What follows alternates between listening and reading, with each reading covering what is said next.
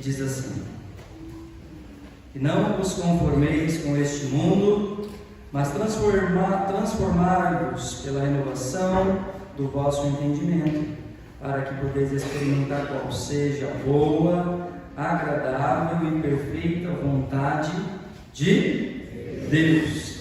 Então aqui esse texto vai dizer que nós não podemos tomar a forma do mundo e que a nossa mente precisa ser transformada para que a gente possa compreender a obra de Deus. Eu aprendi uma frase do nosso presbítero Reginaldo, que ele diz assim, que quanto mais nós conhecemos a Deus, melhor nós adoramos a Ele. E conhecer a Deus é um privilégio para nós que somos a Igreja de Cristo. Amém? Então, esse texto é a base, e no decorrer da palestra você verá o quão é importante a nossa mente ser transformada pelo poder de Deus. Eu quero agradecer a Deus pela vida de todos os irmãos e que o Espírito Santo possa falar conosco nesta noite. Amém? Você crê nisso? Amém. Graças a Deus. Então, queridos, o tema da palestra é um parasita destruidor de famílias. Um estudo sobre o impacto da pornografia na sociedade e na família.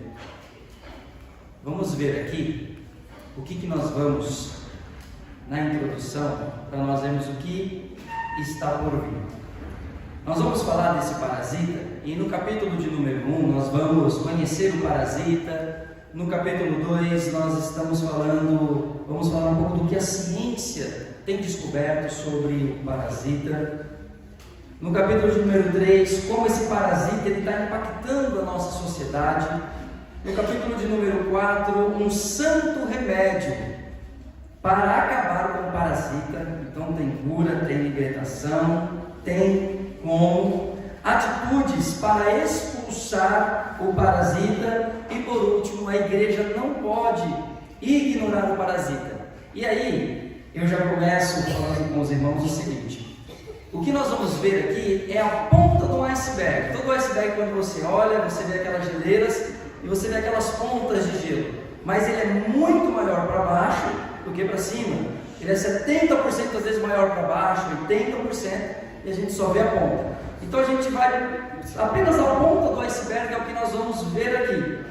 E eu vou te recomendar que, se você quiser se aprofundar um pouco mais, trouxemos alguns exemplares do nosso livro, que é o Parasita Destruidor de Família, onde está mais aprofundado esse tema dentro desse livro. Então a gente vai passar por esse tema, mas se você quer entender um pouco mais, você pode adquirir o livro no final do culto. Então, o livro, os temas da palestra são mais aprofundados no livro. Queridos, e para falar do parasita, eu peguei como exemplo, foi a minha inspiração para compreender o que tem acontecido com a nossa sociedade em relação a essa temática que tem alcançado muitas famílias, muitos lares, e nós vamos ver as consequências dela. Mas eu queria falar um pouco primeiro sobre esse parasitinha aqui, ó. Quem aqui pesca deve saber que existe um parasita chamado parasita comedor de língua. Vocês já ouviram falar? Alguém que pesca aqui conhece como esse? Conhece, né? Então é o parasita comedor de língua. Esse parasita, ele entra pelas guelras do peixe, ele fica alojado aqui na lateral, aí com o passar do tempo, ele se aloja sobre a língua do peixe, ele corta a corrente sanguínea e passa a se alimentar da corrente sanguínea da língua do peixe. Chega uma hora que não há mais fluxo para a língua, e então a língua do peixe atrofia e cai. E esse parasita, ele é tão astuto que ele monta uma família dentro da boca do peixe. Tem o macho e a fêmea. O macho é menorzinho e a fêmea, quando a língua cai do peixe, ela então vai lá e se aloja na língua do peixe e passa a substituir a língua do peixe. E o peixe passa a conviver com esse parasita pelo resto da sua vida, e vira uma vida simbiótica, porque ele consegue se alimentar e o parasita se alimenta do que ele se alimenta, e eles vivem ali juntos.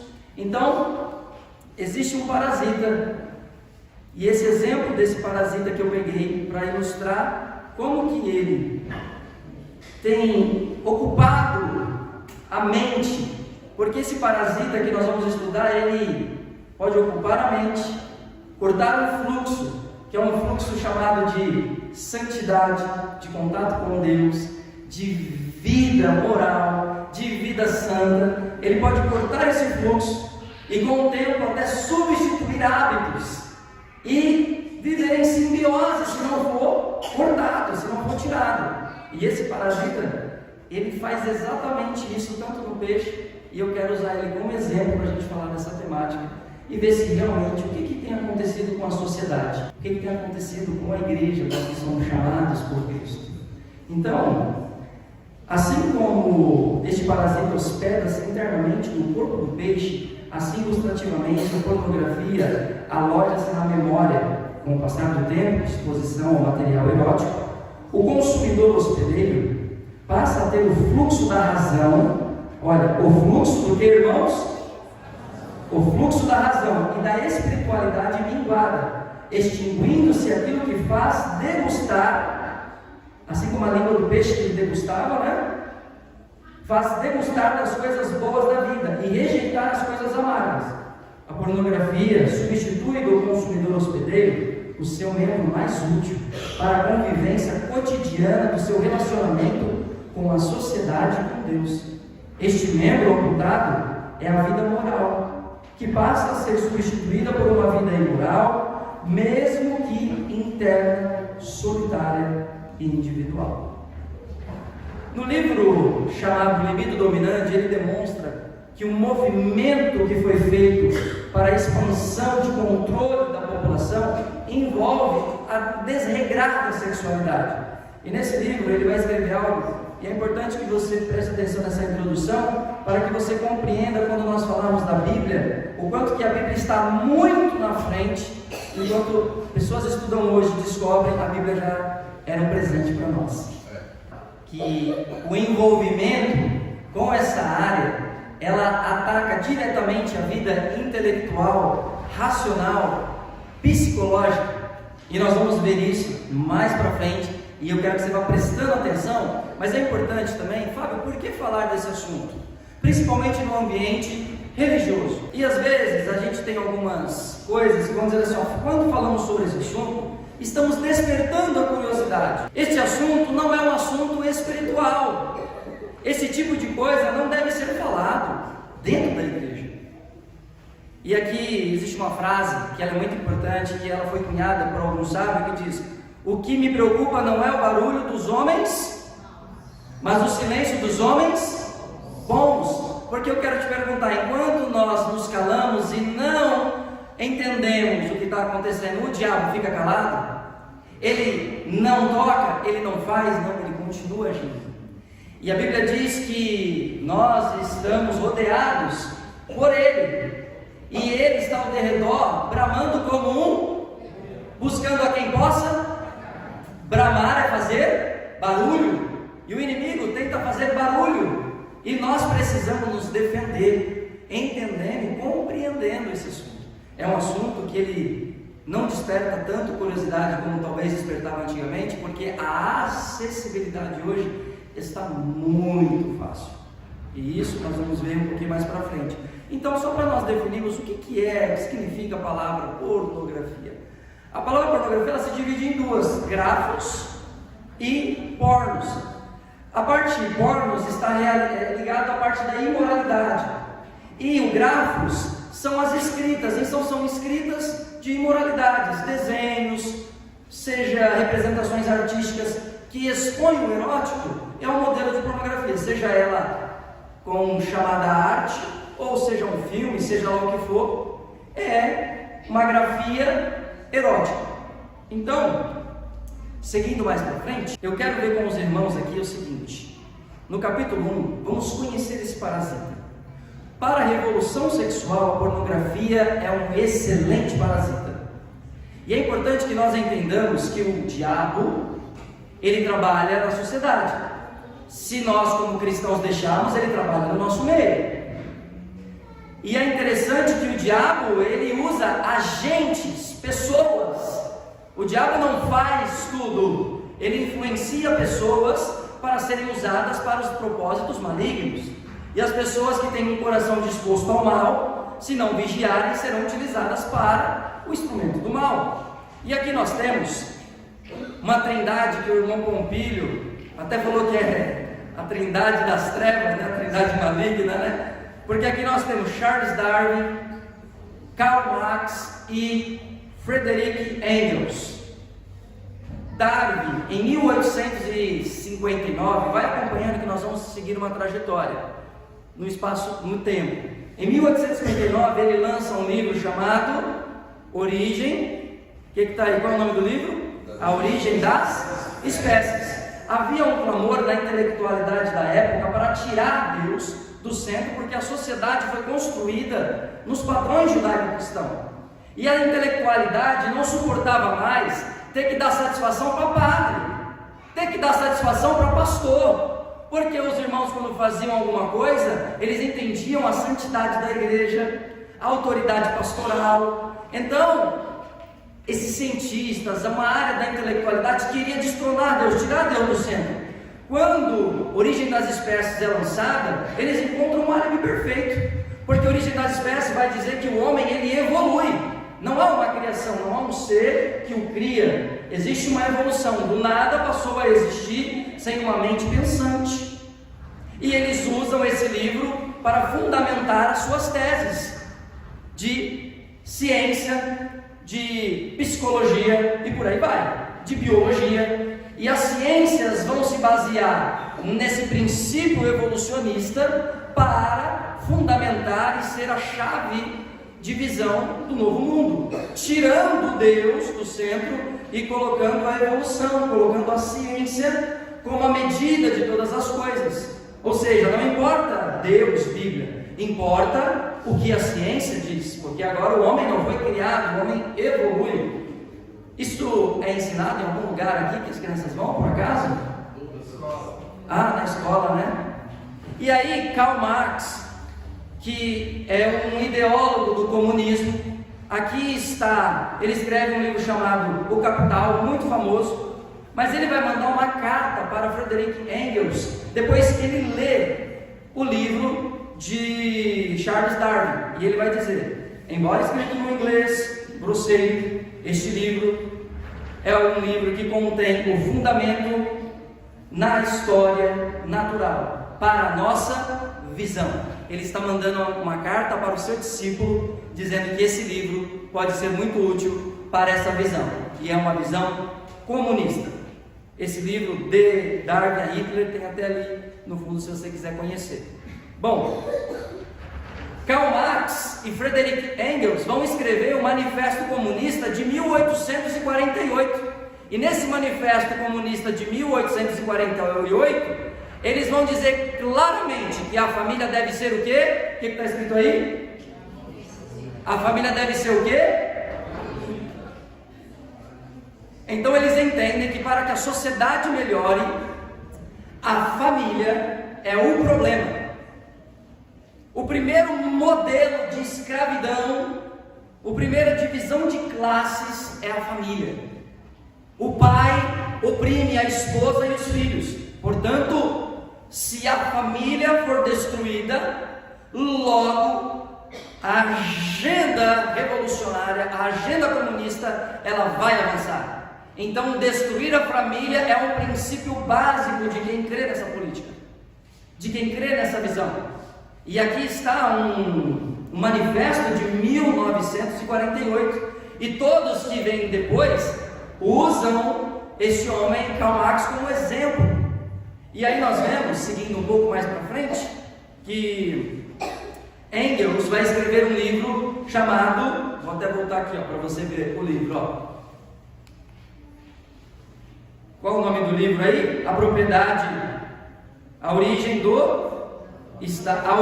família, da propriedade privada e do Estado. Veja comigo o seguinte, olha o que ele diz nesse livro. A monogamia não aparece na história, portanto, absolutamente, como uma reconciliação entre o homem e a mulher, e, menos ainda, como a forma mais elevada de matrimônio.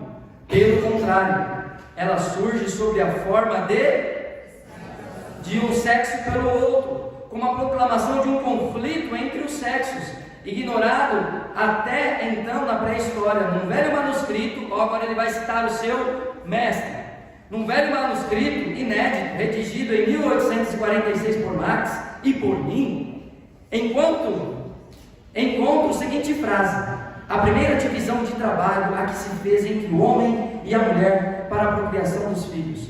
Hoje posso acrescentar: o primeiro antagonismo de classes que apareceu na história coincide com o desenvolvimento do antagonismo entre o homem e a mulher. Na monogamia, a primeira opressão de classes, com a opressão do sexo feminino pelo... Então você, meu irmão, meu querido amigo, você é um opressor. Você escraviza sua esposa. Lá não é você que manda, né? É assim? Sim. Sim. É sempre assim, né? No final, né?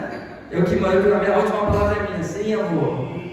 Meu irmão, então a visão deles é que a família é o problema. Essa família que a igreja constituiu, que Paulo falou que os homens devem ter uma só esposa, que devem ter uma família honrada, que o homem, para seguir e ser um servo de Deus, cuidar da igreja, precisa ter os seus filhos sob domínio, precisa ter uma casa abençoada. Eles entendem que isso é um problema para a sociedade, que isso atrapalha e deixa as pessoas presas, ao invés de deixar elas libertas, ao invés de elas serem livres, elas estão sofrendo. E aí em 1929, perceba que aqui é o entreguerras. A Primeira Guerra Mundial em 1940, a Primeira Guerra Mundial em 1914. Então, no período entre guerras, vai surgir vários movimentos totalitários na Europa. Esse homem chamado Antônio Gramsci, um comunista, ele vai ser preso e da cadeia ele vai escrever várias cartas. Essas cartas, ele entende o seguinte: pessoal, a gente não pode criar revolução, tentar mudar a mente das pessoas através da força, através das armas, invadindo o parlamento, fazendo uma revolução armada. Não! Para nós vencermos a batalha, nós temos que ir através do que, irmão? Quem está aí, ó? Da cultura. Está aí, né? Hegemonia cultural. Então, se eu quero mudar a mente das pessoas para que elas possam aderir a esse movimento revolucionário comunista, o que eu preciso? Mudar a cultura. Então eu tenho que colocar um professor que tem a minha ideologia, eu tenho que colocar um universitário, um professor universitário que tem a minha ideologia, um diretor de escola, um juiz, um delegado. E essas pessoas, quando estiverem em posições estratégicas, elas dominarão e as decisões serão tomadas por elas. Isso tem acontecido na nossa nação, decisões estranhas contra a família. Veja algumas leis que estão sendo aprovadas recentemente. O que foi acontecendo desde 1930? Eles pegaram essa base e falaram: é por aqui que nós vamos. E começaram a inocular venenos em várias áreas da sociedade. Hoje, um professor não pode falar que Jesus salva numa sala de aula. O professor não pode contar um testemunho de um milagre. Mas as escolas começaram por causa do movimento protestante. Na universidade, o professor não pode falar de Deus, mas as universidades começaram para estudar teologia. A teologia era a mãe de todas as disciplinas. Grandes cientistas, Isaac Newton e por aí vai um monte. Primeiro eles foram teólogos, depois eles se especializaram, porque a teologia era a mãe de todas as ciências. Um cientista, quando descobria algo, ele entendia que aquilo era para a glória de Deus, que já estava na natureza, e que ele descobriu como Adão dava nome aos bichos, assim ele estava dando nome a eventos que ele percebeu. Por exemplo, a lei da gravidade. Foi o cientista que criou a lei da gravidade? Ele deu o título à lei da gravidade, mas ela sempre existiu. Então, meu irmão, perceba o seguinte: aqui o capeta começou a entrar fundo. Em 1930, esse homem chamado Wilhelm Reich, alemão, do Partido Comunista, um psicanalista, ele era discípulo de Freud. Talvez você, quando fez faculdade, ouve falar de Freud e fala assim: Freud é o cara. Freud mudou a história da psicologia. Até alguns pregadores gostam de citar Freud. a um discípulo dele.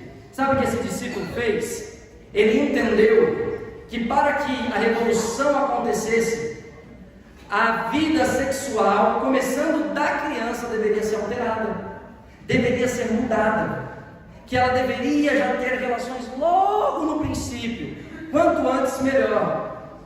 Tanto que aqui no site Estudos Nacionais, eles vão dizer que, vou até ler com vocês, o psicanalista da escola freudiana iniciou uma turnê em uma van na cidade de Berlim, com uma equipe para falar ao povo sobre sexo e política. É o movimento Sexpool. Esse movimento foi um movimento que aconteceu em Berlim, onde ele entendeu, se é através da cultura, então nós temos que ir para a rua. Sabe aquele evangelismo que a igreja faz na rua? Esse camarada pegou uma van, encheu de gente e falou, vamos doutrinar as pessoas e ensinar elas. Aí vai falar como se proteger, tirar doenças, mas no meio disso vai ensinando um monte de coisa errada. É aparência de bondade, é aparência de ovelha, mas por dentro são verdadeiros lobos. E então aqui esse trecho dos Estudos Nacionais vai dizer assim, Reich, defensor da pedofilia, do aborto contra a família, conforme site dos Estudos Nacionais. A primeira abordagem de defesa da pedofilia veio por meio de um colaborador de Dr. Freud, que tornou quase um patrono da educação mundial. Wilhelm Reich, membro do Partido Comunista Alemão, em geral, reivindicava direitos ao aborto. Olha o que ele ensinava nessas palestras dele: direito ao aborto, controle de natalidade, fim da repressão ao homossexualismo. Reich percebeu que essas organizações falhavam no tratamento do problema da sexualidade na juventude e estavam errando e erravam ao não direcionar uma abordagem crítica, radical nas estruturas das instituições Então ele entendia assim, nós temos que criticar radicalmente esse negócio. Casamento, família, atrapalha o movimento. Esse camarada, ele foi tão encapetado que o Partido Comunista o expulsou. Sabe como que ele morreu? No manicômio. Nas universidades, ele é aclamado. Pergunte para um universitário que faz psicologia. Não, ele ajudou na libertação sexual da Europa. Ele foi... Vamos continuar. Deixa eu só voltar aqui. Então perceba que existe um movimento que tem atacado a família e diz, olha, se nós queremos implantar um sistema político de acordo com as nossas visões, precisa se destruir quem, irmãos? Isso está claro? Sim ou não? Estão entendendo? Deu para entender, né? A frase que importa. Ele considera um retrocesso sistêmico não querer destruir a família. Mas ele está falando sozinho, irmãos? Tem uma plateia. Quem está nessa plateia? Um monte de doutor, um monte de estudado. Não é gente da ralé, não é gente inculta, não, é gente estudada, preparada em posições estratégicas. E ele está dizendo, olha, temos que destruir a família sim, e parar com essa história de que a gente não quer destruir. E é real. Eles fazem de forma sorrateira. E o que você vai ver, você vê que nós estamos avançando, o tema é um e parece que nós estamos fugindo para um outro patamar, né? Veja comigo, Alfred Kinsey. Eu posso denominar que esse cara é o filho do demônio. É o mínimo que eu posso denominar. E eu não posso dizer o que ele fez, porque não cabe dentro de uma igreja. Eu não posso. Mas é de uma maldade, irmãos, assim, de qualquer homem odiar. Esse homem, ele fez um estudo e ele publicou um relatório chamado Relatório Kinsey, ou Comportamento Sexual do Homem nos Estados Unidos. E nos Estados Unidos foi utilizado esse livro como base para alterar as leis da sociedade naquela época. O que esse livro ele concluiu ao seu final da pesquisa dele de alguns anos? Ele concluiu que boa parte dos americanos, mulheres quanto homens, eram depravados, que as mulheres desejavam fazer coisas terríveis e que os homens também, e que eles só não faziam por causa da opressão de quem? Da família. Por causa da opressão de quem? Da igreja. Mas se parar de oprimir, eles serão livres. Eles poderão viver em paz. Por isso que há muitas pessoas doentes, e essa é a filosofia deles. E queridos, Alfred Kinsey, eu não posso dizer, mas se você pesquisar os horrores que foram feitos de bebês a pessoas mais velhas, pega ele na universidade, pergunta para um professor universitário, Alfred Kinsey, bom ou ruim? Você vai ouvir e você vai ver. Agora veja o que ele fez. E a doutora Judith Reisman, ela, uma judia, ao ler o relatório e ver as experiências feitas com crianças, e eles faziam, filmavam e relatavam as dores da criança, o que a criança passava. Ela falou: ninguém está percebendo que o que está aqui é um crime, e o denuncia depois de 30 anos. Mas esse livro foi usado como base para mudar leis como adultério nos Estados Unidos, como no Brasil, era o quê? Quem lembra? Quem é mais velho? Era o quê? Crime, não? Não era crime? Sim. Agora não, foi mudado. Várias leis que tinham como meio de proteção, influenciados tanto pela igreja evangélica, quanto pela igreja católica, tanto pelo movimento protestante, quanto pelo movimento católico, essas leis elas foram sendo tiradas. Entrou a educação sexual nas escolas, tudo com base neste livro maldito e neste homem maldito. Ele contratou fotógrafos e tinha um arsenal imenso com materiais eróticos. Eu não posso nem desenvolver nada sobre ele, porque é uma coisa assim, aqui já é um nível, irmão, que já vai para um nível assim dos infernos. Sendo bem claro assim para nós aqui, é um nível que não dá para comentar, a não ser tete a tete pessoalmente. Então, esse livro, ele vai inspirar um homem, o Diáfero, a lançar. Peraí, se os americanos, a maioria gosta de coisa promíscua, ei, vamos ganhar dinheiro com isso. E aparece a revista Playboy. O Diáfero vai criar a revista Playboy, e a doutora Judith Reisman vai dizer que ele se espelha em criar essa revista no relatório Kinsey. Porque se existe tudo isso, quer dizer, se eu começar a colocar essas coisas para rodar, dinheiro vai ser gerado, e virou um sucesso mesmo. Bom, daqui em diante nós começamos a falar do trabalho dessa cobra, porque aqui eu acredito que nesse ponto o diabo começa a inocular os ovos dessa serpente na sociedade. Porque da revista, e olha aqui, ó, vocês conseguem ver? Está um pouquinho difícil. Vocês conseguem ver quem é esse menininho aí? Macaulay Culkin. Esqueceram de Mim, do filme para adultos. O filme, irmãos, para quem? E o que ele está segurando? Ei, de que década é esse filme? E responde. Anos 90. Década de 90, olha aí o diabo trabalhando. Então, a Playboy, ela tinha um cunho mais intelectual. Várias pessoas da sociedade escreviam, e era uma coisa assim, mais da galera mais top.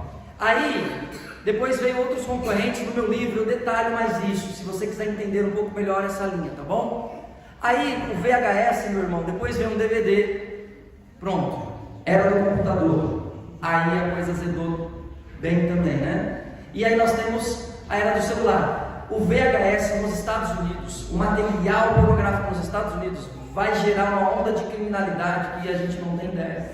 Porque o VHS ele vai ser consumido, ele vai ser comprado. Então, a revista era uma imagem estática.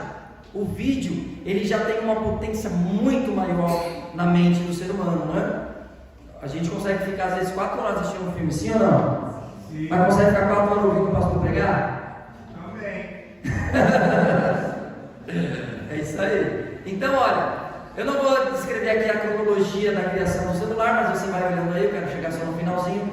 Em 2012, aquele boom da compra de smartphones, e agora os smartphones estão na casa. E ele traz um acesso muito mais rápido, muito mais fácil e muito mais privado a esse material. E veja o seguinte, deixa eu só passar o meu aqui, senão eu me perco. Para vocês terem uma ideia do que... não faz isso comigo não, meu filho. Deixa eu só ir passando aqui que deu prova aqui no trem. Para vocês terem uma ideia, meus irmãos. Alguém lê para mim esse texto aí? Um parasita ignorado significa um hospedeiro dominado. Pode ler tudo. Uma criança hoje de 8 anos pode ter visto mais nutriz erótica do que Salomão com as suas 700 concubinas. Vocês acreditam nisso? 24 horas. Hoje é possível que uma criança de 8 anos já tenha acessado muito mais a nudez do que Salomão em toda a sua vida, pelo acesso. É muito fácil, é muito rápido, é no privado. E aí, meus irmãos, olha só, esse símbolo que está aí, é o símbolo do quê? Quem conhece? Símbolo do infinito. O material que existe hoje na internet é tão vasto que uma pessoa passaria mais de 500 anos e não terminaria de ver todo o material que existe. Para você ter ideia, uma pessoa pode ficar 7 dias, 24 horas, durante 100 anos em um único site, dos grandes sites desses materiais eróticos. Ele fica 115 anos e não conseguia assistir tudo, de tanto material produzido para esse mal. Então, essa frase aqui, por trás de uma cena ou imagem há um homem e uma mulher em... E na frente desta imagem ou cena, um homem e uma mulher em processo de quê? Moral, emocional, social e principalmente espiritual. Está na página 6 do nosso livro. Porque não ignoramos os seus ardis. Paulo vai dizer isso aos irmãos de Coríntios. Nós não podemos ignorar os ardis do inimigo das nossas almas. Queridos, olha esse parasita. Ele habitou nesse peixe. E aí ele e a sua parasita feminina habitam dentro da língua do peixe. O peixe não morre. O peixe consegue viver, não morrer, perder sua língua e ficar lá vivendo com ele. Sabe qual foi uma das consequências dessa onda de material erótico na sociedade, principalmente nos Estados Unidos, que foi o grande boom e ainda hoje é um dos maiores produtores do mundo do material pornográfico? A sociedade passa a colher vários problemas, tais como violência sexual dentro de casa, divórcio, uma nova linhagem de criminosos, o serial killer, assassinos em série, que transportam do mundo virtual para o mundo real todo o material sadomasoquista. O hospedeiro passou a ser possuído pelo parasita, porque a pessoa ela está, eu vou entrar mais à frente nisso, mas a pessoa ela não se contenta mais em só ver o mundo virtual, ela precisa colocar aquilo em prática.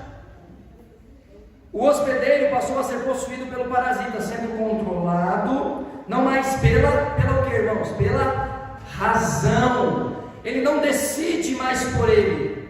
A razão, o libido, o desejo toma conta das suas decisões, mas pelos desejos imorais.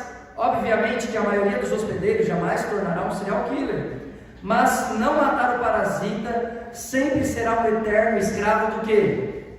Dos desejos libidinosos, deixando de ter atitudes humanas para ser um animal irracional, controlado mais pelos instintos do que pela razão.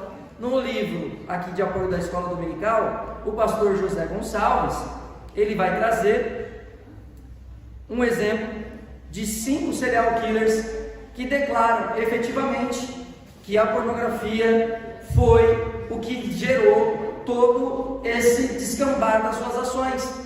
Não é que ela o fez, mas ela foi os gatilhos. Eles quiseram transportar do mundo virtual para o mundo real. E aqui nós temos um que eu recomendaria para você ver. O último depoimento dele, ele vai para a cadeira elétrica, ele vai morrer. Isso é década de 90. É o Ted Bundy. e ele chama um psicólogo e ele vai falar. O psicólogo entrevista ele, começa a falar, e aí, conta pra mim. E ele vai dizer que ele era de uma família de crente ou não crente? De crente. Os pais dele eram uns crentes ruins ou crentes bons? Crentes abençoados. Ele vai dizer pessoas corretas, que ensinou ele no caminho certo. Mas logo cedo, aos 6 anos, ele já começou a ver material e foi para materiais pesados e ele coloca na sua entrevista que ele realmente, o psicólogo até fica assustado assim, e pergunta mais coisas, mas ele coloca como peça central das suas últimas palavras que a pornografia foi o que causou, que levou ele a isso. E ele deixa até o povo meio assustado. Ele diz uma frase, se você ver, ele é um cara muito bem articulado, um cara bonito, que consegue enganar, e por isso que ele matou mais de 30 mulheres.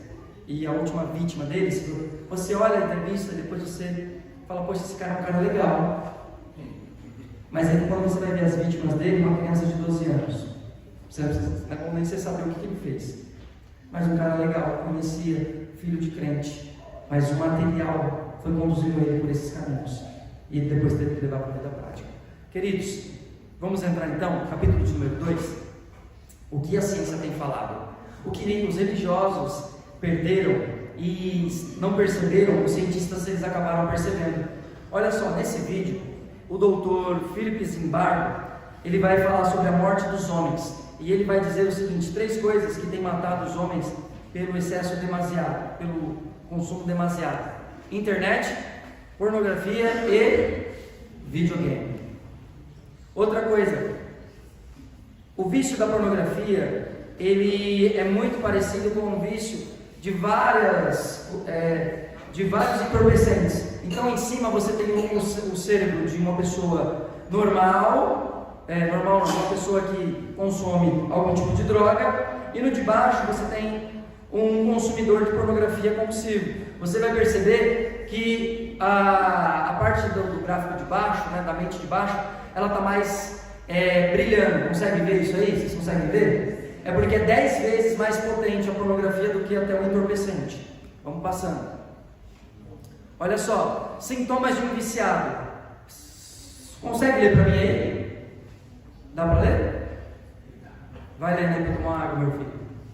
Perda de interesse pela parceira ou parceiro, perda de interesse por relações sexuais reais, disfunções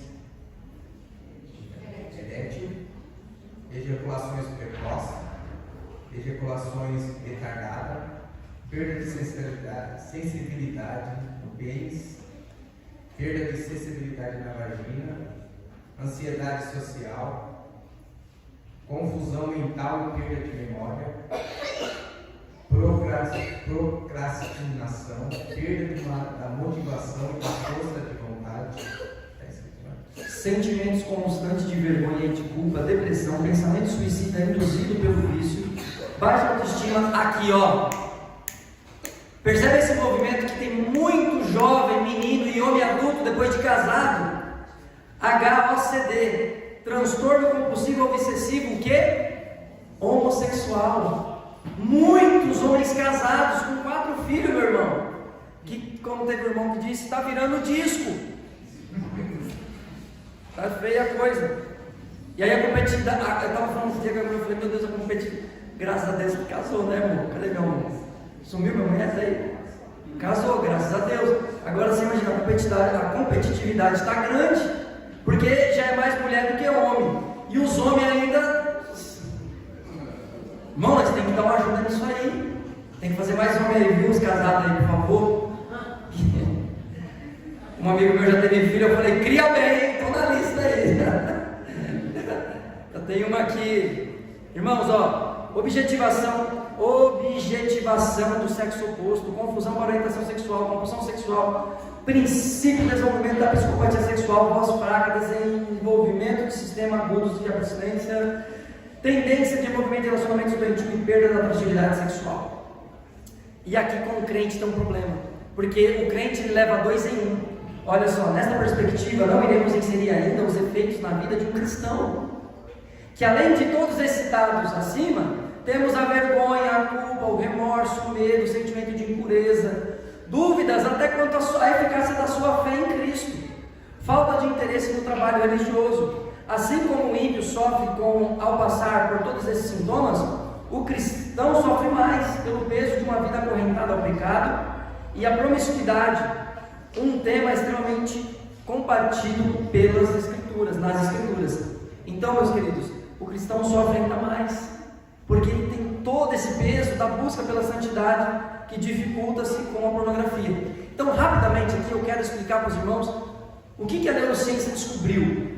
Olha aqui, imagina, está vendo esse gráfico? Um gráfico sobe e o outro segue reto. Vocês estão vendo? Vamos lá.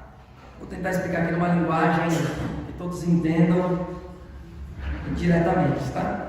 Então, imagina o ratinho e a ratinha. A ratinha chega, amor, vamos? Aí ele fala, vamos. Aí, o ratinho chegou, foi uma benção. Aí ela fala, amorzinho, tem como? De novo? Aí o ratinho, meu Deus, bora. E aí, ele já, tá vendo essa curva que vai subindo? Vai prestando atenção nela. Quanto mais para cima, mais tempo precisa para dar uma recuperada. Quanto mais para baixo, menos tempo ele precisa para recuperar o fôlego. Então ele está com a ratinha que ele está vivendo há já um tempo. É a mesma ratinha, a mesma. Então ela fala, vamos, segunda. Aí ele pega e dá um fôlegozinho, mas rapidinho ele se recupera em segunda. Aí ela fala, e a terceira, tem jeito? Fala, calma aí, dá um pouquinho de fôlego, aí você tem que subir um pouquinho. Aí ele chega feliz, e aí ela fala, e a quarta, tem jeito? Ele fala, minha querida, agora você vai ter que dar um tempinho para mim aqui. Eu preciso dar uma descansada, calma. E aí você vê que o gráfico sobe, com a mesma ratinha, está subindo. Porque ele precisa o quê? De mais tempo. Aí ele pediu uns 10 minutinhos, dá uns 10 minutinhos aqui, por favor. E ele dá aquela seguradinha 10 minutinhos e fala, agora eu estou pronto, bora de novo. E aí ela vai de novo, e aí ela pergunta, e aí, tem jeito da quinta? Aí ele, misericórdia. Mas ele aguenta, pede mais um tempinho e vai na quinta. Você vai entender o que eu quero explicar para você, isso é importante. Aí, se você pegar esse mesmo ratinho e colocar com ratas diferentes, 5 ratas diferentes, ele vai demorar o mesmo tempo ou ele vai conseguir em sequência? Pegou aí? Então, se for diferente, se for uma ratinha, outra, ele consegue, sem esperar muito, alcançar o êxtase ali mais rápido, porque é diferente, porque é novidade, porque é coisa diferente, não é a mesma coisa todo dia. A gente já consegue aqui, os casados, né, ter uma reflexão sobre isso. Mas vamos lá. Vai, ó, eu preciso que você vá somando o que eu vou te falando, tá bom? Aí você tem no cérebro humano aqui, ó. Quando você fica feliz, contente, alegre, quando o marido e a esposa concluem, chegam naquele momento de alegria, de prazer maravilhoso que o Papai do Céu criou para nós, aquele momento é liberado um hormônio chamado dopamina, que é o hormônio do prazer, que oh, maravilha, como valeu a pena ter casado, glória a Deus. E o cabra fica feliz, também quando compra um carro, aquela alegria de comprar um carro, ele chega, olha o carro, 4 rodas, redonda, olha esse volante, tem som, e aquela alegria, não é? Olha o banco, nossa, como é molinho, né? O volante como é molinho, amor, né? E ele, porque é novidade, fica contente, depois de uns 4, 5 meses, 6 meses, esse carro, misericórdia, não é assim? Porque quando chega aqui, a pessoa compra, você compra um livro, rapaz, quando chega o livro dá aquela emoção, aí você abre, vê o livro, olha que bonito, depois acabou. Isso é a dopamina dentro de nós, na nossa mente. É um circuito que nos ativa e libera esse hormônio do prazer. Então vai acompanhando aí, ó. Aí, o que mais que a ciência descobriu? Ó? Quanto mais novidades, maior é o fluxo de dopamina. Então você pode perceber que comprei um carro, aí eu compro um som para o carro, e compro isso, compro aquilo. Esses fluxos de dopamina, quanto mais novidades, mais dopamina a gente vai ter. Isso não significa, tá bom, que quem tem mais prazer na dopamina é mais feliz. O livro chamado Nação Dopamina prova o contrário, que quem fica buscando sempre o prazer e não também desfruta das dores da vida, acaba sendo uma pessoa doente, tá bom?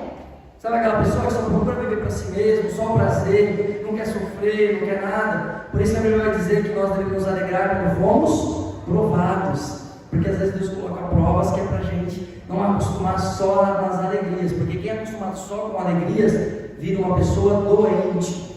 O livro Nação Dopamina está lá atrás, você vai ler isso. Bom, aí existe aqui um fato interessante. Para a nossa mente humana, não existe diferença se ela estiver numa tela e se ela estiver na vida real. Para a mente humana, o fake e o real de uma tela é a mesma coisa. É a mesma coisa. E a nossa mente, ela tem um estímulo que é chamado estímulo supernormal. Então, por exemplo, quando a pessoa abre o Instagram, ele vê lá as mulheres mais bonitas, todas arrumadas e não sei o que, aquela coisa, não é isso? Aí a esposa dele acorda, com o cabelo para cima, com aquele bafo, não é? Com aquela roupa toda torta, né? Com raiva de ter acordado. A minha é mais gata, então eu estou mais tranquilo, né? E aí, meu irmão, o cérebro, ele começa a entender que o ideal é o que está na tela, e não o ideal é o que está na vida real. Isso é fato. Isso é fato. Você vê que tem muitos casamentos sendo destruídos porque o cara está na ilusão de encontrar a mulher perfeita. A mulher está na ilusão de encontrar aquele príncipe que tem nas telas, que tem na novela, que tem no filme. O homem ele é cavaleiro, mas tem que ser homem. Como diz uma sábia mulher, muito abençoada, uma pregadora: mulher gosta de macho alfa, gosta homem. Então tem que ser carinhoso, tudo mais, mas tem que ser homem. E que Deus bote masculinidade, porque está difícil aí. Então, ó, só para nós entendermos aqui, ó, o camaradas, a nossa mente, ela não diferencia a tela do real. Então, por exemplo, se eu estou assistindo um filme de violência, para minha mente, se eu estivesse presenciando uma violência acontecendo de fato, é a mesma coisa, tá bom? Para a mente é a mesma coisa. Por que a pornografia ela me estimula? Porque ela tem uma variedade. Lembra da ratinha? O ratinho, se ele tiver várias ratinhas, de várias cores, de vários modelos, de vários tamanhos, ele aguenta, né? Rapidinho, ele gosta, bora, vamos mandar mais. A internet tem esse problema, porque a variedade é muito grande. E aqui existe um problema na pornografia, porque cada vez mais ele consegue se autoestimular, porque, vou ver cabelo preto, cabelo azul, cabelo rosa, cabelo verde, e por aí vai, é infinito as opções da internet. Diferentemente do lar, concorda? Se não, é aquela e pronto, acabou, e a que Deus me deu, e glória a Deus, e eu tenho que conquistar ela todo dia, todo ano, me virar e dar um jeito. Na internet não, eu tenho quantas eu quiser, como eu quiser, na cor que eu quiser, na posição que quiser, e esse é um problema, do jeito que quiser. Vamos lá, vai somando comigo, ó. E por que o ser humano ele se vicia? E está aqui, ó. Pensa numa floresta fechada. Se todo mundo andar por aquela floresta todo dia, o que acontece ali no chão daquela floresta? Fala para mim. O caminho não fica marcado? A nossa mente, quando você começou a dirigir, não era um medo? Você não esquecia de um monte de coisa? Não é assim? Esquece daquilo, meu Deus, eu bati, primeira vez que eu peguei o carro, eu bati, o Júlio também, não é? Aquele medo, aquela pavor. O que acontece? Aquela preocupação, não é, quando você vai dirigir? Mas depois que você aprende, você dirige sem pensar, não é assim? A bicicleta não é assim? O vício é a mesma coisa, ele cria atalhos na nossa mente, e esses atalhos, a pessoa pensa assim, ó, dentro, como que funciona? Para eu ter mais prazer, eu tenho que fazer o caminho. Qual que é o caminho? É aquele caminho da pornografia. Aí ela faz o caminho da pornografia e ela tem aquela dose de dopamina. Chega um determinado momento que aquilo que ela vê não é suficiente, ela precisa ir para um grau maior, um grau maior, um grau maior, um grau maior, e vai avançando. Há coisas extremas, como assassinatos e coisas terríveis. que tem na internet. Então é importante que você entenda o seguinte, que o processo de vício, ele está nessa criação desse caminho interno na nossa mente. E aí, por isso que o vício, para você perder ele, não dá para você tirar ele de uma vez, você tem que substituí-lo. E aí entra um segredo que vai estar aqui mais no final, mas aqui é a santidade, a busca por Deus. Todas as pessoas que ensinam sobre isso, como se libertar, é o contato com Deus. Deus vai substituindo os vícios, e não é assim? E não é só o vício aqui da pornografia, irmão, o vício da mentira. Tem gente que tem prazer em mentir, isso é vício. Tem gente que tem prazer em roubar. A pessoa não precisa, mas ela, aquele momento, sabe, dela conseguir assim, que ela libera dopamina dentro dela. É real. E vários outros vícios, né? Então vamos seguindo aqui, ó. Bom, deu para entender mais ou menos como funciona o processo de vício? Sim ou não, irmãos? Sim. Deu? Então vamos seguir aqui, ó. Olha só apenas alguns dados aqui, ó. As consequências do vício da masturbação: disfunção erétil, perda da produtividade, ejaculação retardada, ansiedade social. E aqui está o HOCD. Eu estou lendo esse livro aqui, ó. E aí, se você tiver, às vezes, você vê uma criança, está passando por um processo que você olha e fala assim, esse menino ele está andando por um caminho assim, que rebola, tem um jeito meio estranho de menina, assim, com muito carinho estou falando isso, tá, irmãos? Leva muito sério. A gente pode cuidar desse menino e ele não partir para o homossexualismo, porque não existe na biologia nenhuma prova de que a criança nasce homossexual, mas o seu ambiente pode influenciar. Esse livro mostra isso. Isso provavelmente vai ser um tema de um próximo encontro para nós, tá bom? Mas é importante entender que a pornografia ela traz esse toque que é chamado toque gay, né? E aí, por frontalidade, dificuldade de raciocínio e perda da memória. Outra coisa aqui, ó. Aí você tem os benefícios, como maior autoestima, benefícios de quem para, né? Maior autoestima, mais votado pelas mulheres, tá vendo aí? Porque aumenta a testosterona, você sabia disso? O menino ele fica mais másculo. Isso é questão biológica. Mais energia, trações masculinas, pele mais limpa, maior produtividade. Mulheres deixam de ser objeto. Melhora o relacionamento e fim da compulsão de sites pornográficos. Bom, queridos, vamos entrar realmente na seara que nos é cara, que nos importa, que é... E a Bíblia, ela se posiciona em relação a isso? A Bíblia fala sobre esse tema? A Bíblia aborda essa temática? Será que de Adão até ali João, que escreveu o Apocalipse, será que a Bíblia tem alguma orientação para nós? Olha, esse depoimento, eu não vou ler, depois vocês vão ter acesso. Leia esse depoimento, é de um crente. Eu não vou ler para a gente ganhar um tempinho. Queridos, a nudez. Veja o seguinte, lê para mim aí o versículo. É bom a gente ler para mim, o Gênesis 3:7, faz um favor. Então foram abertos os olhos de ambos, e conheceram que estavam nus, e coseram folhas de figueira, e fizeram para si aventais. Ouvi a voz soar no jardim, temi e estava nu e escondido. Quando Adão percebeu que estava nu por causa do pecado, Deus concorda que a nudez ela deve ser exposta ou que ela deve ser guardada? E aí Deus faz o que para Adão e Eva? Faz vestes, não é isso? Porque Deus concordou, realmente a nudez agora não pode ficar exposta, vocês precisam realmente proteger-se. E você vai ver que um dos filhos amaldiçoados foi amaldiçoado por causa da nudez do seu pai. Quando seu pai se embriagou, Noé se embriaga, ao invés do filho ir lá e esconder a nudez do pai, ele vai fazer chacota. Quando o pai descobre, ele faz o quê? Ele vai lá e amaldiçoa o seu filho, e Deus confirma a maldição. Você percebe também que Davi abriu o Windows, né?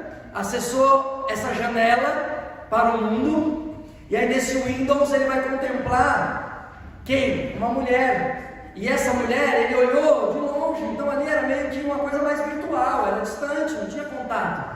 Mas Davi quis trazer aquilo que ele viu distante para perto, para uma prática mais promíscua. E aí Davi não é um serial killer, mas ele já matou um homem para possuir a mulher de outro por causa do pecado sexual. por causa da nudez. Vai acompanhando comigo. José dá uma dica para nós, irmãos. Vamos ler todos juntos aqui, ó. O verso o último texto aqui, ó. 1, 2, 3, devemos seguir o exemplo de José e fugir da mulher. Fábio, mas eu sou um crente cheio do Espírito Santo, mas com relação ao pecado sexual, é uma área que a gente tem que fugir. Começou a criar aquela semente, você tem que fugir, tem que sair, tem que perder seu emprego, perde o emprego, é melhor do que perder sua salvação, é melhor do que perder sua família. Jesus dá outro emprego para você. Fábio, mas é a faculdade, sai de lá, se ela vai te levar para o inferno. Não negocie, não negocia. É importante isso, porque às vezes a gente negocia muito. Não, mas eu vou conseguir. E essa é uma área, meu irmão, que não dá para resistir. Tem que vazar, foge. Porque se você tentar resistir, não consegue. Ah, mas é só os homens. Não. Homens e mulheres também, tá bom? Olha só. Vamos ler o Salmo 101, verso 3. 1, 2, 3. Não correi por jamais diante dos teus olhos, apoiei as ações daqueles que se desviam, nada se me negará. A pornografia é conhecida como a antessala das demais imoralidades. Então, ela abre um leque para uma imoralidade, e aí ela é essa antessala. Por isso que é muito importante a gente cortar. Mas vamos lá, ó. Eu não vou ler esse texto aqui, mas essa nudez, eu vou resumir, essa nudez que existe na rede social, as próprias irmãzinhas mostram a sua nudez na rede social para o mundo todo ver. O irmãozinho quer mostrar que começou a academia, que está bombadão, bonitão, e mostra para todo mundo ver. A nudez não foi feita para ser apreciada pelos outros, é para ser apreciada por uma pessoa, o seu marido ou a sua esposa. Foi criada para isso. Quem tem que degustar, ver os detalhes e os defeitos, não são esse mundo da internet, é a sua esposa, é o seu esposo. E nós estamos vivendo uma revolução sexual, uma influência na cultura tão grande. Está lembrado da cultura? Vocês não esqueceram, né? Porque isso tudo tem a ver com o que nós estamos falando. É uma influência tão grande que os próprios irmãos não têm essa noção e contribuem publicando os seus próprios corpos, às vezes os corpos das suas filhinhas, dos seus filhos, não se policiando. E esse lugar é empesteado de pessoas malignas que querem se aproveitar dos outros. A internet é um lugar de bênção se você souber utilizar, mas ela também é um lugar de autodestruição. Por isso, a soma dos pequenos pecados não tratados que gera grandes tragédias espirituais na vida do crente. Então é importante que você lembre que há tratamento, que há cura, que há libertação, mas que nós não podemos nos entregar. Meus irmãos, a palavra porné na Bíblia, ela sempre vai estar ligada com adultério, fornicação, homossexualidade, lesbianismo, relação sexual com parentes próximos. Então, quando você vai ver imoralidades, muitas palavras na Bíblia está ligada à pornéia, tem esse sentido. Por isso, logo quando a Bíblia se posiciona sobre pecados sexuais, demonstra claramente que o sexo é um projeto. Vamos lá comigo? Primeiro, ele é um projeto que está em vermelho. 1. Vamos de novo? 1. 2. E só pode ser disputado onde? Acabou. Essa é a regra da Bíblia. Qualquer coisa que ficar fora desse conceito é colocado na categoria dos pecados de moralidade sexual. Qualquer coisa. Foi feito para esse momento. Fugir disso, não tenha dúvida. Tá bom? Veja o seguinte, agora nós vamos avançar um pouco, e esses títulos, esses textos, olha o que a Bíblia fala, de Números até Êxodo. Eu não vou ler os textos com os irmãos, mas só para que os irmãos saibam. Olha, Jesus vai falar sobre em Mateus, nós vamos ter Romanos, aí vai. Todos os livros da Bíblia, praticamente, meus queridos, falam sobre essa temática. Eu vou avançar, eu gostaria de ler todos esses textos com vocês, mas eu vou avançar para a gente conseguir chegar no final. Mas olha a riqueza de textos. Eu vou ler talvez esse último, que é Apocalipse 22:15. Então nós estamos, olha, praticamente no finzinho da Bíblia, né? 22 de Apocalipse. E ficarão de fora do reino os que praticam o quê? A imoralidade sexual. Bom, então vários textos da Bíblia vai falar sobre isso. Vamos lá. Agora a gente vai entrar aqui um pouquinho, se realmente tem como, o que a gente pode fazer. Como a pornografia e a imoralidade sexual têm alterado a forma de viver da sociedade. Vejam os números. Queridos, nem preciso falar aqui da idolatria do corpo. Sim ou não? Sim. Quantas adolescentes, quantos jovens estão se suicidando porque se acham feios? Isso é resultado da revolução sexual. Quantos jovens que não se acham belos? Tudo bem que feiura é real. Tem gente que é feia e tem gente que é bonita. Isso é fato. Não dá para esconder. A beleza é uma questão de proporção. Isso é fato, meu irmão. Não. Vai estudar, você vai ver. Você vê uma pessoa. Tem pessoa bonita? Tem pessoa feia. É normal, meu irmão. Agora tem gente feia que casa com gente bonita, porque ela por dentro é muito mais bonita do que quem é bonito por fora. Fala bem. Os meninos, menino que fala bem, meu irmão, fica a casa mais bonita. Não é verdade? As meninas ficam encantadas, pode ser feio como for, mas aquela voz de homem, o cara domina, ganha. Mas existe o feio e o belo, e não tem importância ser feio, porque Jesus cria o feio e o belo, mas Jesus cuida dos dois. Jesus prepara tudo. Vocês já viram, tem uns bichos que às vezes eu vou passear com a Camila, lá quando aquele lá do Alberto foi lá, tem uns bichos lá, meu feio, eu falei, Deus fez ele feio com gosto. E o bicho é feio, aquele, como é que é o nome? Não, o pavão, é o outro lá, preto lá, não por vocês, não, vou falar que é com você. Não, era um bicho lá, e o bicho era feio, todo, aquele lá do pica-pau, que persegue o pica-pau, que ele tem uma pata assim, ó, ô bicho feio, e é feio mesmo, e até quando Deus faz a coisa feia, ele faz a coisa feia bem feia, porque é feio de verdade, mas não importa, porque a questão da beleza, meu irmão, não é tudo. A Bíblia diz que a beleza é passageira, e existe uma ditadura da beleza, influenciada pela revolução sexual. E aí tem muito jovem, muito adulto, muito homem que está largando a mulher para pegar uma mais novinha, porque quer estar procurando a beleza. Aí tem, então meus irmãos, tomemos cuidado com a ditadura da beleza. Ó, vamos avançar para a gente chegar, não segurar muito vocês. Ei, da novela prostituição, um passo de cada vez, queridos, aqui está um problema, nós precisamos nos policiar. Porque ninguém chega, ninguém comete uma assalto. Ó, um ladrão, quando ele rouba, ele nunca chega, a primeiro roubo dele você acha que é um banco, ele cava um rouba um banco, ele começa com pequenos delitos. Por isso que em Nova York, como que eles pacificaram? Era a regra, eu esqueci o nome da regra, mas era a regra quebra a janela, alguma coisa assim. Um jovem quebrava uma janela, sabe o que acontecia com ele?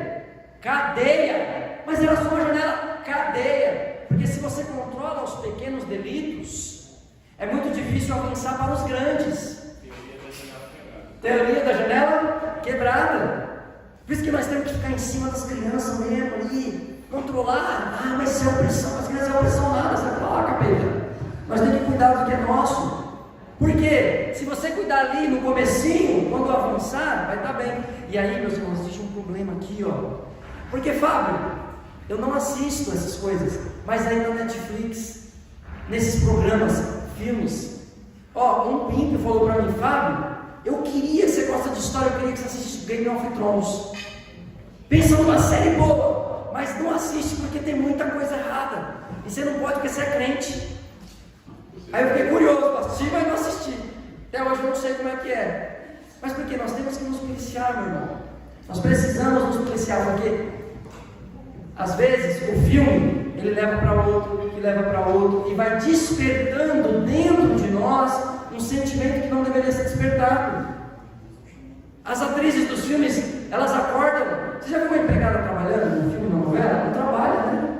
Ela está sempre conversando, é tudo irreal. Já viu as crianças quando nascem na malhação, a menina engravida? Cadê o bebê? O bebê some, né? Não tem mais bebê, não tem choro de madrugada, não tem mamar, não tem tetê, não tem acordar, balançar, não tem. Adolescente, ela tem o bebê some da novela. É um mundo irreal, mas tudo isso é influência dessa agenda revolucionária para impactar a mente das pessoas, para conduzir a uma agenda de transformação. E isso tem alcançado os nossos lares. Quando os velhos dizem assim, ó, a TV é do diabo. Não, a TV é minha porque eu comprei e paguei. Não é do diabo, não, olha o tamanho dos meus carneiros aqui. Mas, meu irmão, hoje, quanto que a TV tem contribuído para nos tirar da santidade? Quantos? Tem um estudo que mostra que o mesmo gráfico de quando as TVs chegavam no interior, o índice de divórcio subia. Porque antes você só tinha a ratinha. Lembrou da rata? Só tinha aquela rata para ele ver, meu irmão. Então era aquela lá e era 11, 12 filhos e pronto. Aí ele começou a ver umas ratas mais chiques na novela, umas ratas mais trabalhadas. E aí ele começa a querer aquilo que não era para ele, viver um mundo que não é dele. Você está entendendo? Então esses pequenos estímulos podem levar a coisas terríveis. E aí eu preciso ir cortando como crente. Irmão, tem situações de pais que assistem filmes com as crianças, que aí tampa o olho, mas não é para você tampar o olho dela não, é para você também tampar o seu. Você precisa cuidar da sua alma. Jesus vai dizer assim, ó, eu não li esse texto, devia ter lido. Se os nossos olhos forem maus, como será o nosso corpo? Vai ser mau. E se os nossos olhos forem bons? Vai ser feliz. Entendeu? Então os nossos olhos têm que contemplar as maravilhas, as coisas boas.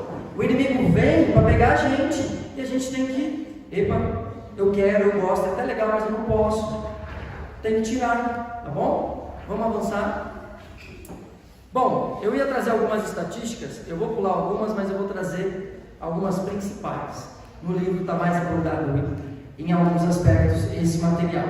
Eu vou só avançar um pouquinho, porque eu quero só mostrar aqui uma estatística que me assusta e me assusta bastante, e algumas coisas que a gente às vezes não percebe e que a gente tem algumas visões erradas sobre esse assunto. Queridos, o número de consumidores de material erótico ou da pornografia é maior entre os jovens ou entre os adultos? Adultos.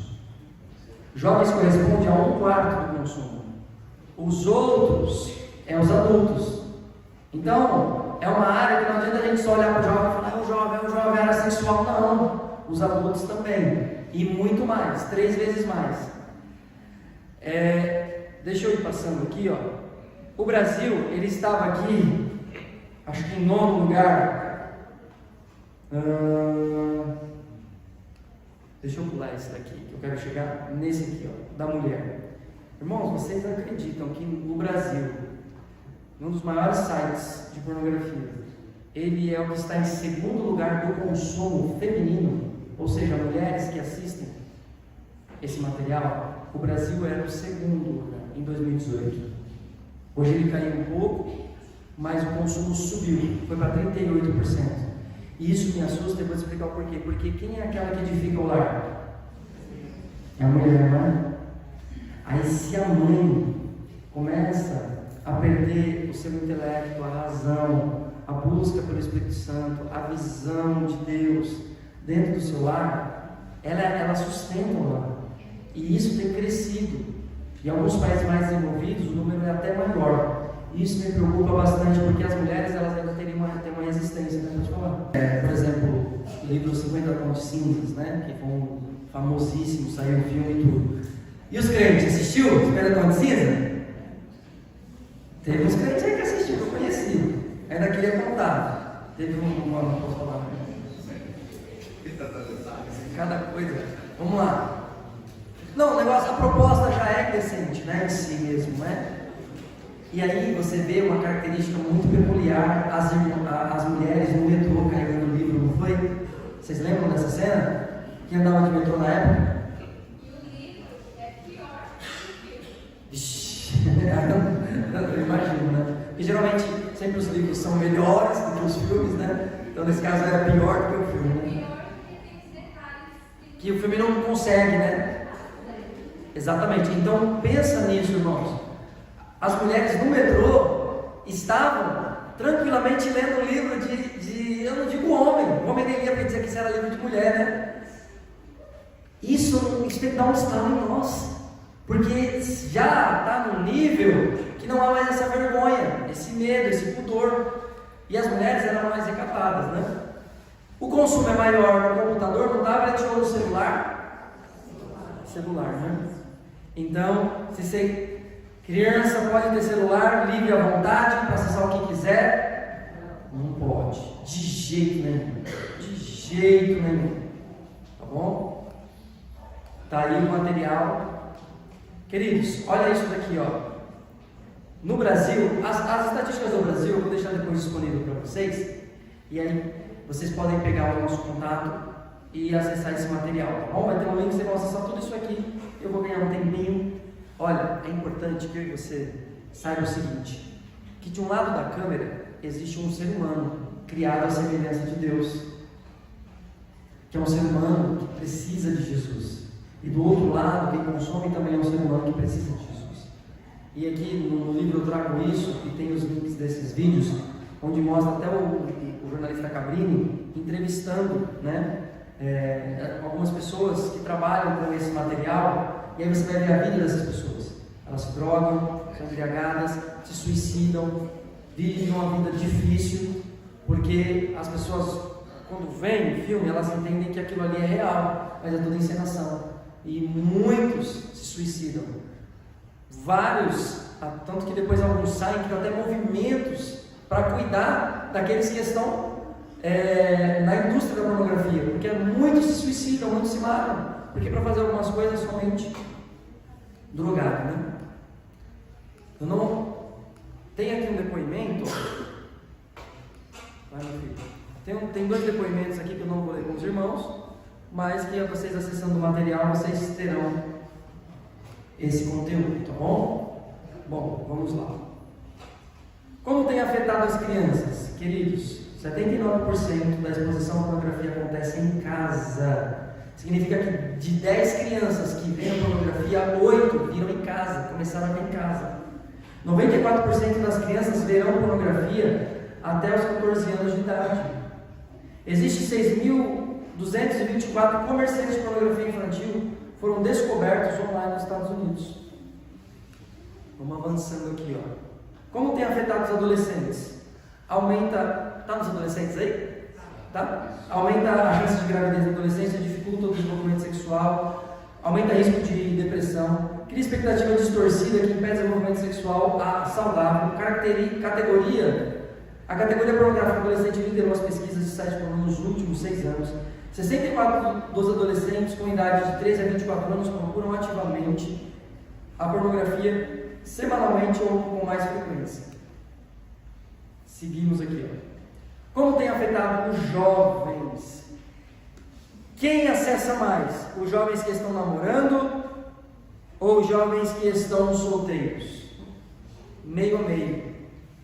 Então você vê que existe hoje no nosso meio cristão, a gente sempre teve aquela questão, o jovem começou a namorar, tem o cuidado de não ter relação sexual antes do casamento. Hoje o que tem acontecido? O jovem começa a namorar e logo já tem a relação sexual, e essa relação ela perdura até o casamento, mesmo dentro da igreja. Porque com todo esse material erótico, quando ele vai ter a primeira oportunidade, tanto a menina quanto o menino dificilmente se segurarão, porque é muito difícil. Então, para evitar isso, o corte no acesso à pornografia é um dos principais meios para evitar. E aí é óbvio, a santidade, a busca do Espírito Santo, buscar a Deus, entender que o namoro não é o momento de você conhecer o corpo do outro, mas conhecer mais o coração, a alma. Isso é importante, mas não é isso que tem acontecido, ou não, pastor?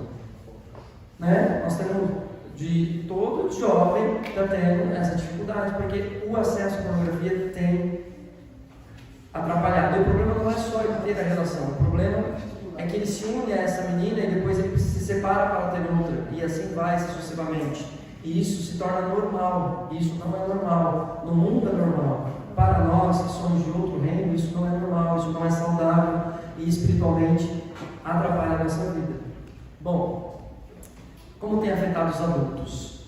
Aí você vai ter um vídeo para você ver depois. Agora no casamento, eu queria dar uma parada aqui no casamento.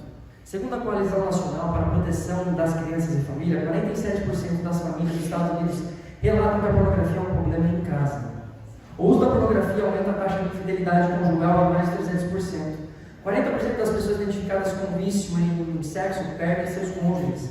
58% sofrem perdas financeiras consideráveis e cerca de 33% perdem o seu emprego.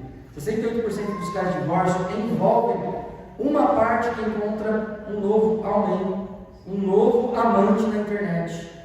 56% se envolvem uma parte com um interesse obsessivo em sites pornográficos. Irmão, mais de 50%. Mais de 50%. Então, é um assunto bastante delicado quando a gente fala para os casais. Vocês conhecem esse ator aqui?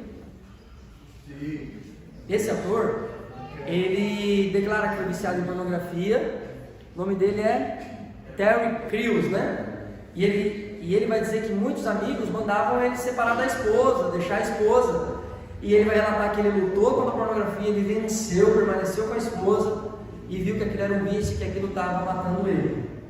E meus irmãos, para nosso susto, isso aqui são dados do Brasil, tá? Quem consome mais material pornográfico? Solteiros ou casados? Está meio a meio. Então é um problema que nós precisamos enfrentar. E aqui, deixa eu dar uma dicasinha aqui rápida. Olha, pra gente ir chegando perto do nosso encerramento, ó. Tá vendo esse sapinho aí? Irmã, como que você pode ajudar o seu marido nessa área? Você já pensou? A gente não vai abordar aqui porque é uma palestra para mais tempo, mas eu quero que você leve com muito carinho, porque a gente conseguiria colocar aqui, são pessoas que precisam ser libertas, o Senhor Jesus pode libertar, é possível sim, no final você vai ver, mas é importante que, às vezes você não se desespere, alcançou o seu lar, tem jeito, não é motivo para se separar, não é motivo para largar, é motivo para um ajudar o outro, ver onde está a deficiência. E você que tem um filho, ajude seu filho, às vezes ele está viciado nesse material. Filho, vem cá, isso vai te fazer mal. Ajude. Você tem um neto, ajude. Traga esse assunto para a mesa. Não corra desse assunto, porque enquanto nós nos silenciamos, o inimigo avança. E olha aqui, ó. A Bíblia vai dizer o seguinte: olha esse sapinho. Como é que esse sapinho está, meu irmão? Fala aí. Está saciado, não está? Barriguinha cheia, bichinho, olha. A Bíblia vai falar sobre o homem, ó. Quem está satisfeito despreza o mel, mas para quem tem fome, até o amargo é doce. Então, um dos segredos para ajudar o homem é deixar a barriguinha dele cheia. Não deixa muito tempo sem encher a barriguinha do bichinho, porque quando ele está saciado, até aquela coisa mais bela do mundo que vem, ele fala assim: eu estou cheio, não quero, para mim está bom, eu já esvaziei, eu já estou bem. Agora, quando o camarada está na secura, na dificuldade, até o amargo é doce. A velha banguela se torna triste Hollywood. Estou falando uma frase aqui, não é uma brincadeira, mas é sério. É importante você fazer essa manutenção.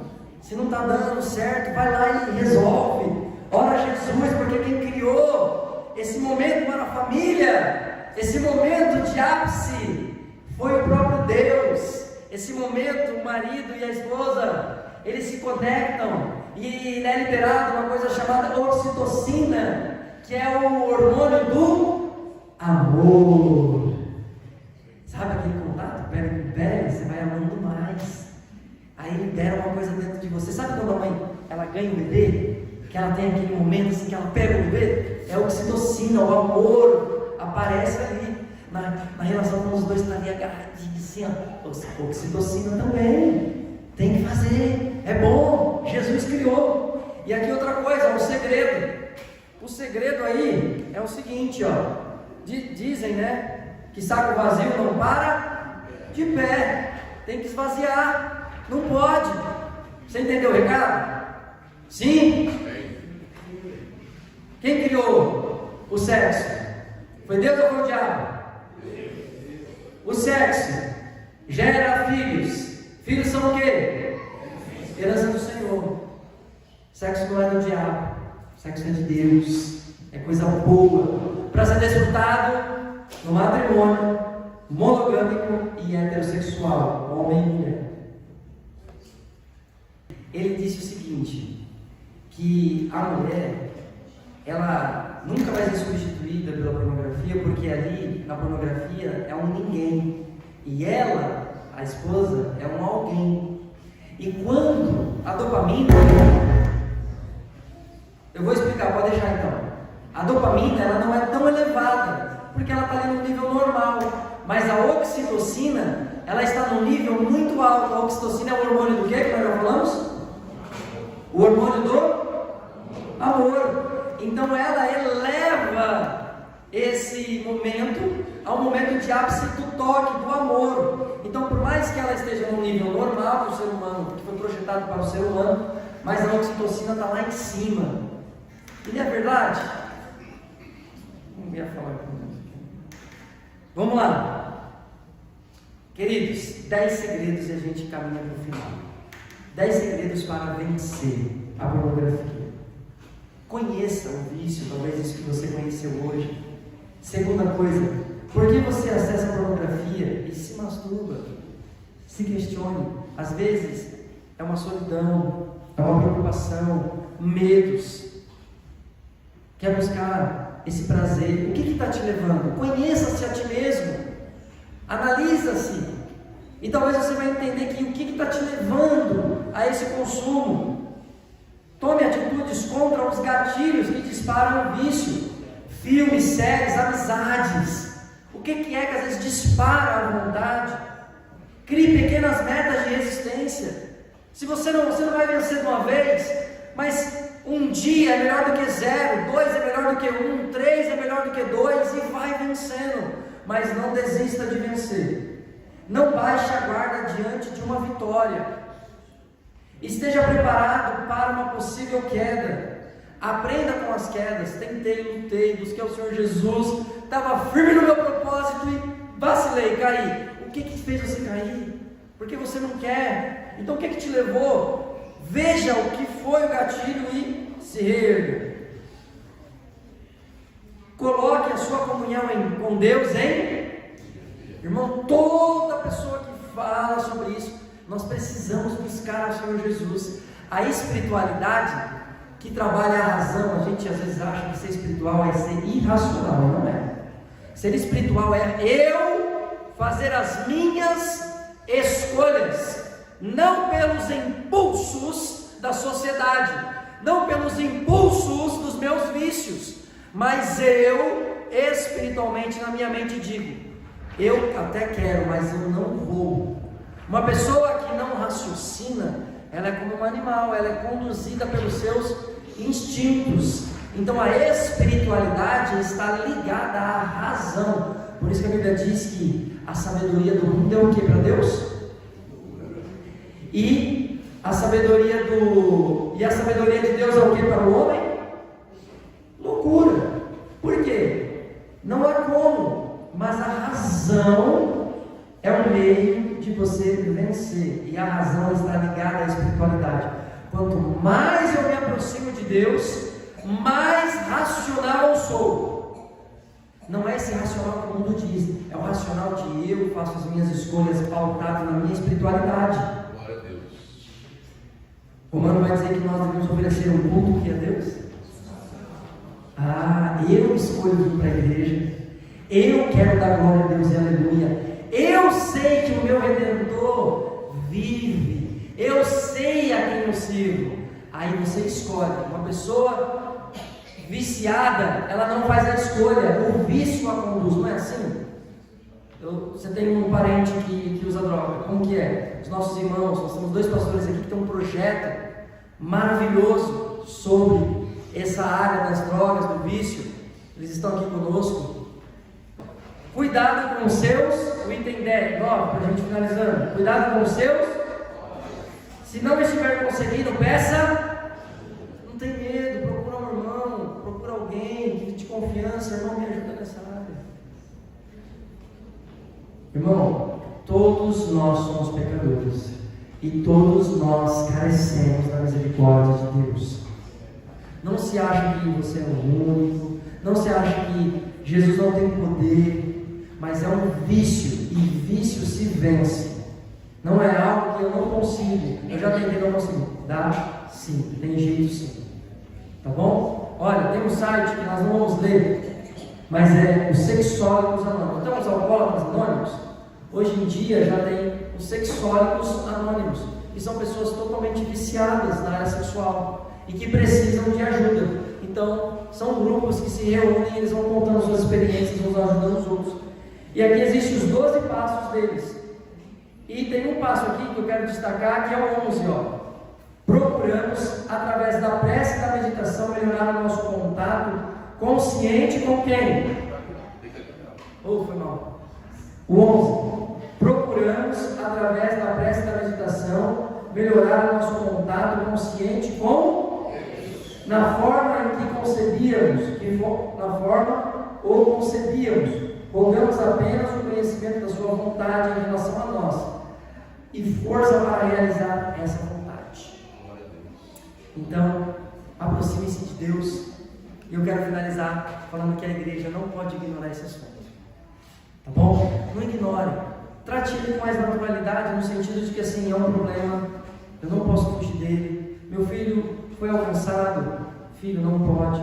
Muitos pais na década de 90 compravam revistas, não era para os filhos? Não era isso? E causou uma série de distúrbios. Ajude, não fuja desse assunto. Está sabendo que o seu neto, o seu filho, vai lá. Filho, vem cá, deixa eu conversar com você. Isso não vai fazer bem para você. Não vai fazer bem para o seu casamento. Para com isso, não faz isso. Deixa eu te explicar. Olha aqui, ó, o livro lá que o irmão Velho escreveu. Olha aqui a palestra. Assiste, vê, mas não vai por esse caminho. Vai ser ruim para você no seu futuro. Amém? Amém? Graças a Deus. Vamos finalizar então. Portanto, não podemos ignorar duas grandes verdades. Uma, que os imorais não herdarão o reino de Deus. E a outra verdade é que Cristo veio para mim e para todos nós. E temos uma viva esperança que Ele sim tem o quê? De nos tirar da dor e nos colocar da liberdade para uma vida saudável para nós mesmos e uma vida em comunhão com o nosso Deus que nos criou, não para sermos do pecado, mas para sermos filhos dele em liberdade e amor em Cristo. Você crê nisso? Amém? Amém? Jesus pode, tem o poder.